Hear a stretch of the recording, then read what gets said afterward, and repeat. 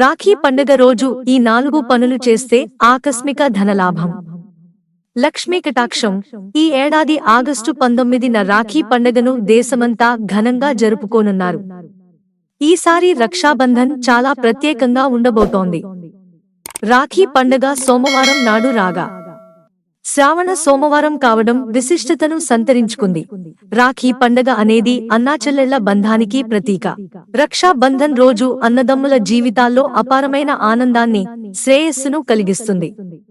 అయితే రక్షాబంధన్ రోజున కొన్ని ప్రత్యేక చర్యలు చేయడం వల్ల అన్నదమ్ములిద్దరి జీవితంలో సంతోషం, శ్రేయస్సు కలుగుతాయి.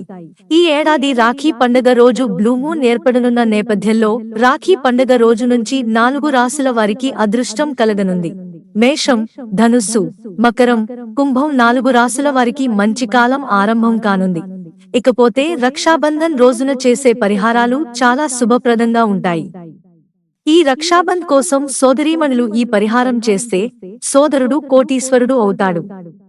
సోదరుడి భవిష్యత్తు ఉజ్వలంగా ఉంటుంది. ఈ జ్యోతిష్య పరిహారం సోదర-సోదరీ సంబంధాలను బలపరుస్తుంది. ఇంటికి ఆనందం మరియు శ్రేయస్సును కూడా తెస్తుంది. ముందుగా గణపతికి రాఖీ. అన్నదమ్ముల మధ్య ఏదైనా సమస్య తలెత్తితే రక్షాబంధనం రోజున సోదరి ముందుగా గణపతికి రాఖీ కట్టి, ఆ తర్వాత సోదరుడికి రాఖీ కట్టాలి.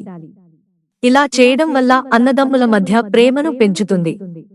దీంతో పాటు అన్నదమ్ముల జీవితాల్లో ఆనందం, శ్రేయస్సు వెల్లివిరుస్తాయి. పురోగతిలో ఉన్న అడ్డంకులను తొలగించడానికి పరిహారం. తోబుట్టువుల పురోగతిలో ఆటంకాలు ఎదురైతే రక్షాబంధన్ రోజున పంచమేవ ఖీర్ యొక్క పరిహారం చేయండి. అందుకోసం ముందుగా మా లక్ష్మిని పూజించి ఆ తర్వాత ఆడపిల్లలకు పాయసం పంచండి. ఈ పరిహారం వృత్తిలో ఉన్న అడ్డంకులను తొలగిస్తుంది మరియు సంపద పెరుగుతుంది. సంపద లాభం కోసం పరిహారాలు.